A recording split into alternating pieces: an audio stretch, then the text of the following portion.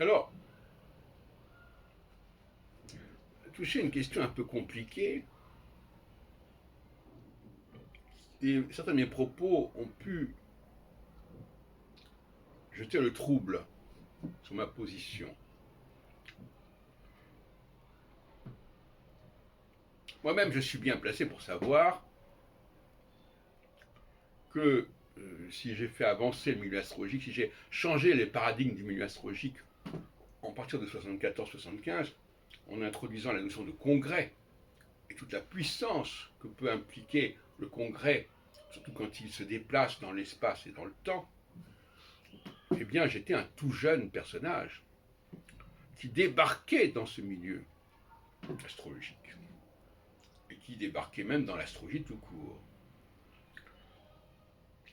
Ça ne m'a pas empêché de publier en 76 Clé pour l'astrologie, à un très jeune âge.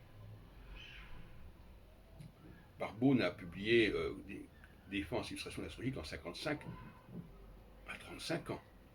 Moi, je publiais en 76, donc j'avais en 74 en réalité, puisqu'il faut quand même que le temps que l'ouvrage se fasse, etc. J'avais 26 ans, 27 ans. Et ça montre bien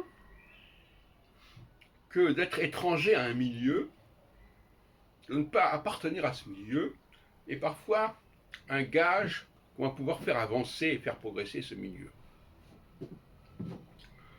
Et donc les gens savent très bien, quand ils refusent l'intervention, le rôle d'un élément étranger, ils savent très bien que c'est une garantie, une assurance pour ne pas bouger.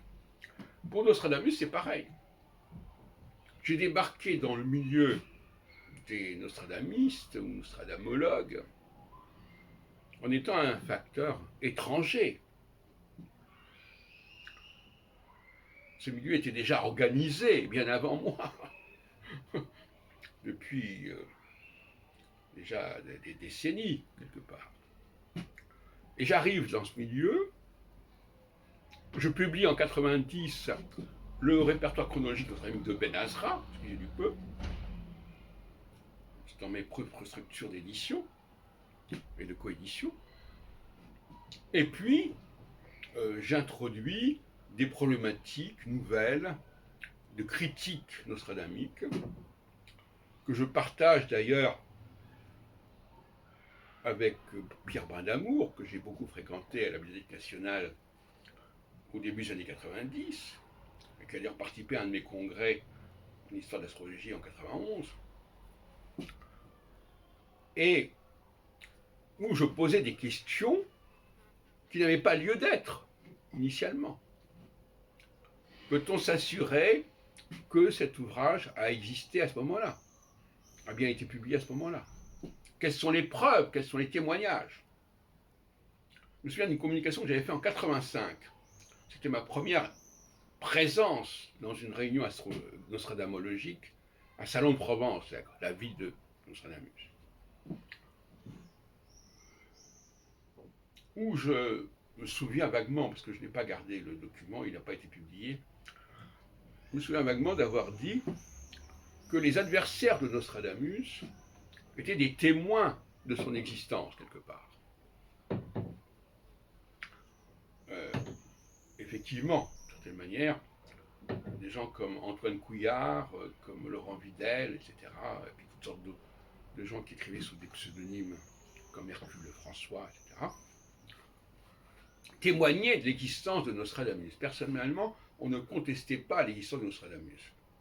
Là où la contestation existait, c'était de savoir de quel Nostradamus il s'agissait, de quelles œuvres il s'agissait. Et c'est là qu'il y a eu une espèce d'embrouille, délibérée plus ou moins, où l'on nous faisait croire que lorsque l'on parlait de telle œuvre, c'était l'œuvre X ou Y. Alors que c'était une autre œuvre. Le cas de la préface à César est assez manifeste, à savoir qu'il y a bien effectivement un pastiche de la préface à César qui paraît en 1556 sous la plume et le nom de Antoine Couillard. Mais est-ce que c'est bien la préface à César qui est